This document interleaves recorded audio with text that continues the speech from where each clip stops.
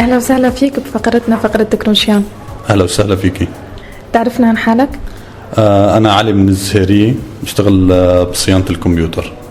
علي، تحكينا عن الماوس بشكل عام، تحكينا عنه ومشاكله وطرق تصليحه. أول شيء بنحكي عن أنواع الماوس. في عنا عدة أنواع. في عنا ماوسات سلكية وماوسات لا سلكية.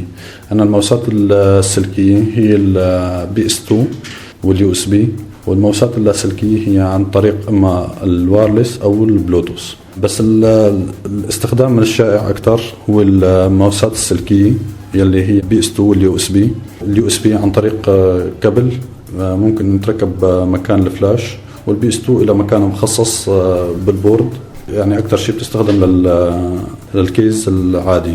أكيد كل قطعة في إلى مشاكل وفي إلى يعني طرق علاج أو إصلاح.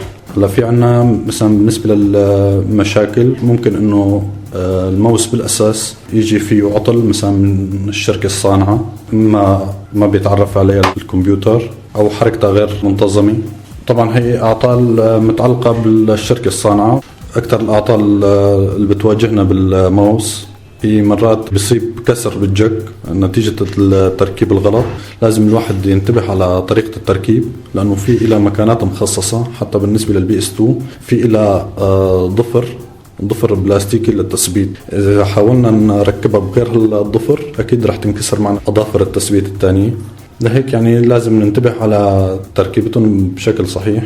وفي عنا كمان مشاكلهم انه مرات بنحاول نضغط اكثر من مرة على الكبسة، يعني ما بتتجاوب للامر. يعني هذا نتيجة الاستعمال الطويل للماوس او الضغط الزايد. الكبسة بتتعرض للتلف لانه هي عبارة عن صفيحة معدنية، فزيادة الضغط عليها اكيد رح يسوي فيها مشكلة. بهالحالة يعني فينا نبدل الكبسة تبعها.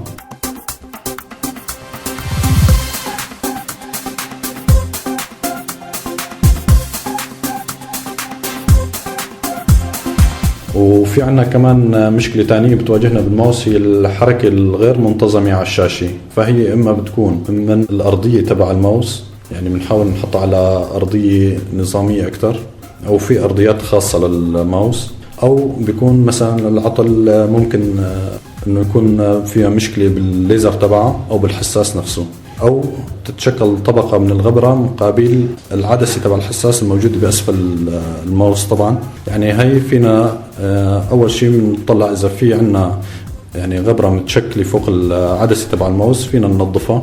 في حال إذا ما صارت الماوس يعني حركتها نظامية فينا نبدل الحساس أو نشوف الليزر إذا كان عم يشتغل بشكل نظامي ولا لا. طبعا هذا حديثنا عن الماوسات السلكية. مرات يعني عن طريق سحب الكابل يعني بشكل متكرر وغير نظامي أو الحركي ممكن يتعرض الكابل لقطع، أو يصير في مشكلة بأحد الخطوط الواصلة بين الماوس والكمبيوتر، فبهالحالة بنغير الكابل. أما بالنسبة للماوسات اللاسلكية هي تقريبا نفس المشاكل، يعني من ناحية الكبسات أو شيء تاني، بس في عندك مرات ما بتتجاوب، تكون بحاجة لتعريف.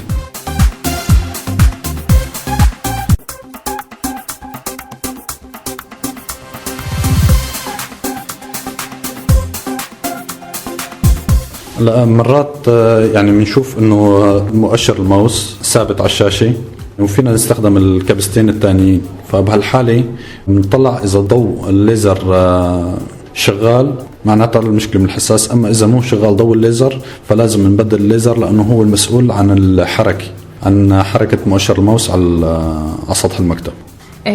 احيانا الماوس بتوقف حركته نهائيا، بس هو ما بيكون معطل. بعد فترة بتلاقي انه وقت شغل الكمبيوتر بيشتغل.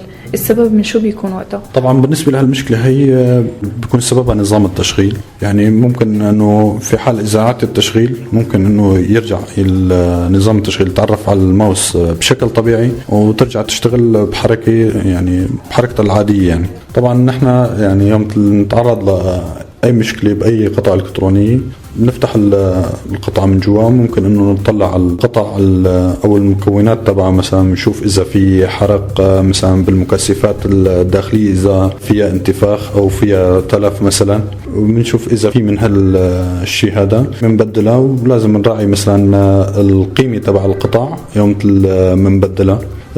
طبعا بنركبهم في حال إذا اشتغلت طبيعي فينا نرجع نركبها، ولازم ننتبه على طريقة التركيب يعني من حيث تثبيت اللوحة تبع الماوس بشكل سليم مشان ضغط، يعني مشان يكون فيها سهولة بالضغط. وطبعا أهم شيء كمان ننتبه على البلاستيك العاكس للليزر نطبقه بشكل سليم، يعني بحيث إنه يجي بيجي الضوء ومقابل الحساس تماما، لأنه إذا طبق بغير هالطريقة هي يعني أكيد رح يصير في عنا خلل بالحركة.